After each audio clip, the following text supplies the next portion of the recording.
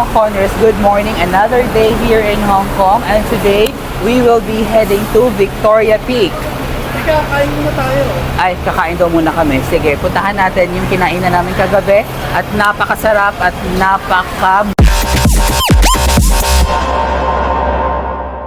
mga Connors, sa Metro Park Hotel, nandyan lang yan sa tapat, yung kainan. So puntahan natin, pakita ko sa inyo.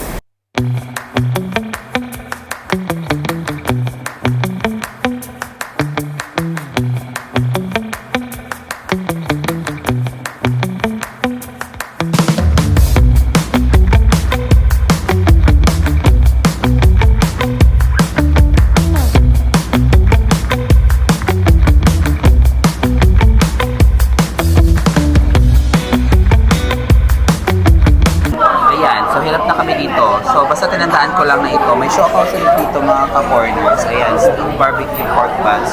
In-order namin. Sorry na po. Kagabi.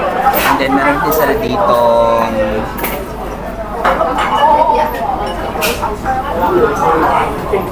yung chicken feet na dyan. At saka yung tea. Kagabi kasi, nag-order kami. $2 naman talaga. Kaya sabi namin, ayaw namin ng tea na yun. Eh, pinilit kami. Ako lang, sige, fine. Ayan na siya, na ng problema na siya. Okay, we don't need it. Diba? So yan. So yun yung mga orders sila. Mga 23, 26. Nandito talaga yung meal talaga. Yung mga meal nila. Ayan. Yung mga meal nila today. May ano naman, may English naman. One to be. We want number 2. We want number Fish. Fish. Yeah. Two. Two fish. Then have you? Yes. This one. Okay. Okay. Two. This rice. With rice. Rice. Yes. Rice. Rice. Rice with rice. 有，喂，食，係 rice 係突然間反應過嚟，係 two 啊 rice 係 OK， 突然間反應過嚟，豆腐魚 OK， Pahirapan So guys. one OK， two rice. two rice OK， two Yes. rice OK， 加個白飯 OK And OK two rice And OK Steamed barbecue pork. OK 係咪？ Then, 呢個。 Sprite. Coco? Yes. Coco? Coke. Two. Two Coco. Okay. Okay. okay. Okay. 到啦咩？You have it? We'll share. I will share. Okay，明白。Two with rice. Okay. Ayan. So, nakasurvive kami for today. May free kaming sabaw. Ewan ko kung free ba talaga yan. Hindi free wala. So, ito yung total namin for today's meal. 113. So, mga nasa 700 lang. Tuming dalawa na yun. Shared na yun, no? So, yan. Makakamura ka na. Kasi naman sa mga high-end kayo nakakain, mga 100, 200, isang tao lang yun, mga 80, ganyan. So, yan. Yung sabaw. O, Saka masarap. sarap daw. Nagulat kami kagabi, masarap talaga. Ito para sa tsaa. Ito naman, pag may pagkain ka na, pwede mo itong gamitin para pang share. Kasi dyan mo ilalagay yung pagkain. Mag-share kayong dalawa. More talaga sila dito mga ka-corners. More push talaga sila dito sa mga pagkain. Kagabi naman yung mga medyo, mga bata na nagsaserve sa aming kahapon ay okay naman sila. Ngayon, siguro dahil umaga, maraming tao, push talaga sila sa mga customers nila kung ano yung kakainin at ano yung o-orderin. Which is understandable naman. Akala namin langka. May mga munggo-munggo pa na maliliit. Masarap siya. Akala namin langka kasi masarap. Langka yata yun. Pero yung parang parang kamote na hindi ko alam na. Nakita ko lang kinakain niya eh. Pero masarap siya. Ayun o. Ayun ba yan? Ano pa ako dito? Pero sarap. Fish. Here's our order, fish. Thank you. Say hi. Hello. Hello. Hi. Pati ako na pa. Wow. Yes. Yes, beautiful. Sabi niya beautiful daw siya. Ito na ang siopaw. Nakagaya yung siopaw sa kanila dito. And then yung fish, nakagabi pa niya, tinitignan sa isang customer. Gustong-gusto niya yan. Steamed ba to? Steamed. At saka syempre yung favorite namin na rice dito. Ito lang muna yung kakainin namin for today kasi mabubusog na kami nito for sure. At nakakatawa kasi yung translate kanina sa phone, naglagay lang ako doon, sabi ko, do you have cold water? And then nag-translate na siya, din pinaparinig ko doon sa isang waitress. Ayun, naintindihan niya. And dito na kami ngayon sa The Peak Tram. And meron lang kaming medyo blooper na nagawa kasi from the Prince Edward Station, nag-central kami, which is dapat na dito lang sa Admiralty kami nag-stop para lang konting lakad lang. Kaya lang, since nasa central na kami, ginalakad na namin para makita din namin yung view kasi parang bago to sa paningin namin, no? At nakikita lang namin to sa... Sorry, pawis na pawis ako kasi... Ayan, so pasensya na nagpapawis-pawis, no? Kasi, yun nga, akala namin from the central, though meron naman talagang bus papunta sa The Peak. Kaya lang, yung bus na galing sa central, which is number 15, yun, diretso na yun sa Peak. Hindi nyo na ma-experience yung tram. So, if you want to experience the tram, baba lang kayo sa Admiralty, meron yung sakayan, papunta dito, or gusto nyo maglakad para ma-experience yung view, gaya ng ginawa namin, sa Central kami, naglakad kami papunta dito. So, wag kayong mag-Waze, kasi ang Waze is for vehicles. Mag-Google Maps kayo para may option na to walk. So, ang nilakad namin from Central Station up to here is mga around 1.5 kilometers. So, at least, nagbawas din kayo ng timbang. So, ayun, we will take you there sa taas, and then mag-video din tayo sa pag-akyat natin using the tram train. Okay, see you later!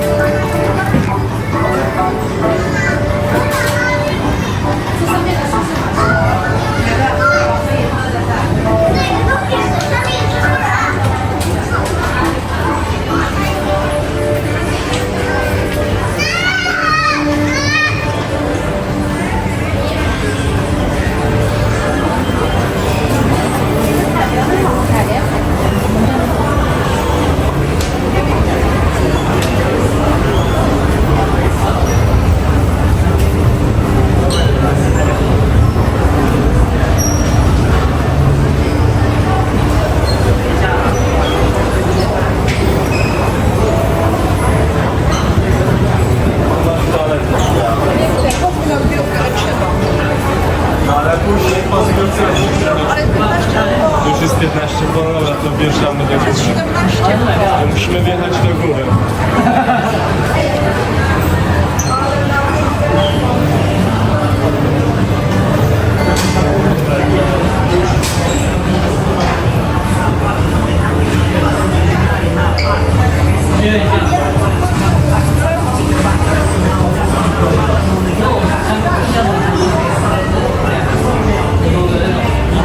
Kaya lang, sobrang foggy, kaya hindi nire-recommend na pupunta kami sa pinakataas. And look at the view naman, hindi rin siya talaga maganda na pupunta ka pa sa pinakatuktok para magbayad man lang and then makita yung view. So okay na yung kanina na nakita natin yung view, paakyat kami.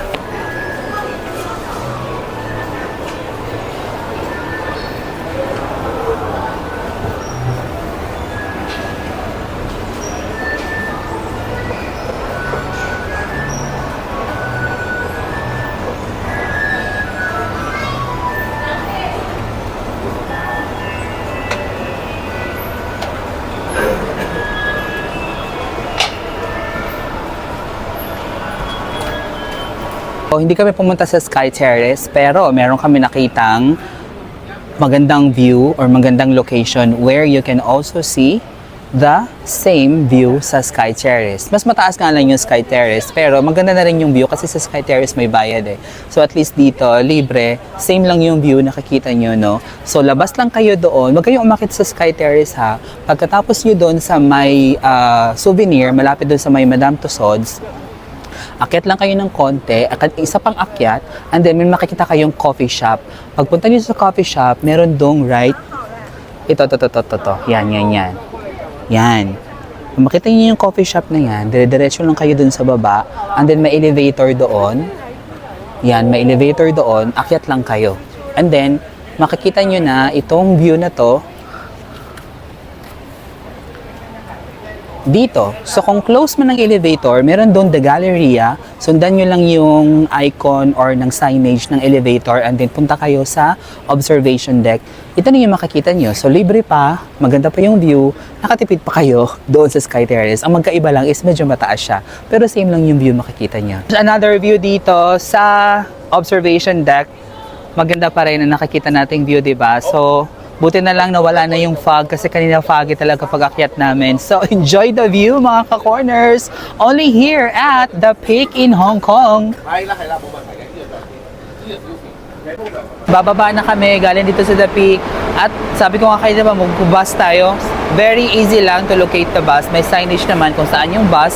And then, once na pagdating nyo dito sa bus, ang pipiliin nyo lang na number ng bus ay 15. Papunta na yan sa Central, Admiralty, Star Ferry. Ito na yung bus na yun. Ito na yung bus na yun.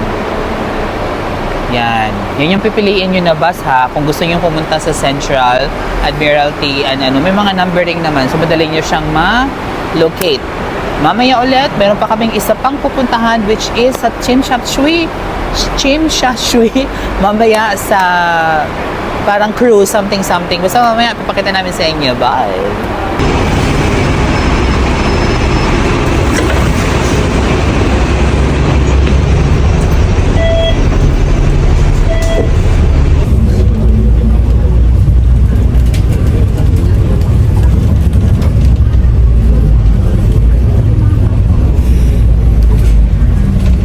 Nandito tayo sa Hong Kong Cultural Center pero nasa likod, no? Because we will be riding that boat at nasa Klook lang namin nakuha yan. I would like to give a special shout out kay aking mom, Caitlin. Thank you for the suggestion and for the recommendation na kunin namin to. Our 7:30 ang aming trip and just ang tawag nun? Background. Hindi parang just in time lang para sa light show at saka sa view din ng city, no?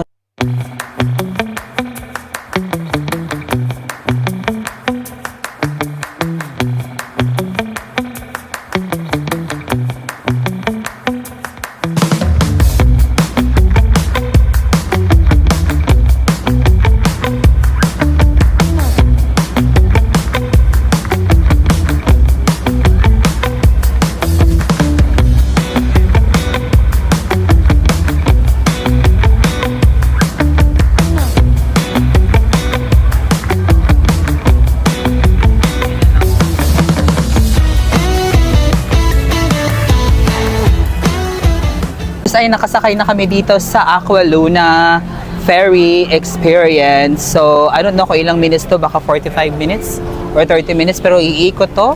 I will share to you, I will show to you later kung saan kami iikot. At very excited, ayan na, nakasakay na kami. At nga pala ha, meron tong drinks. Not sure if kasama siya. Kasama ba? Okay, sige, nandiyan naman sa Klook, no? Ipapakita ko sa inyo. Tignan nyo sa description below ng video na to, nandyan yung instructions on how you'll get it. Okay? Kasama yung panahon. Oo, buti nga yung panahon kasi kanina sobrang ulan, akala namin hindi pa, so naman problema kami, baka umulan pa. Pero ayan na, wag nating batiin mga trip nila sa buhay.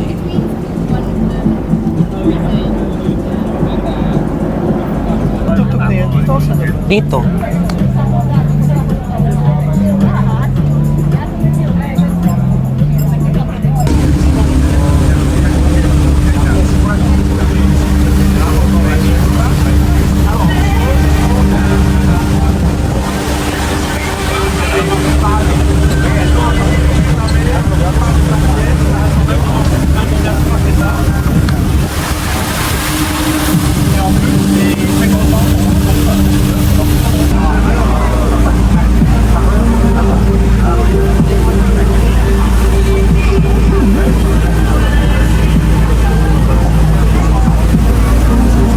A worthy experience dito sa Aqua Luna, and this is our first time riding the ferry or the boat, no? I want you to experience this amazing ride dito sa Hong Kong. At meron akong, yun nga sa Klook, pwede nyo tignan dyan kung paano nyo ma-experience. Mas maganda kung 7:30 kayo mag-start para makita nyo ang light show. It's a great experience, nakita nyo naman sa video. At ulit-ulit ako, great experience. It's a great experience talaga. Again, another shout out to my mom, Kate. Thank you for the suggestion and recommendation dito sa ride na to. And this ends our trip for today's episode. If you want to see more of my videos, please don't forget to like and subscribe. And don't forget to hit the notification bell for you to be updated anytime. See you on the road.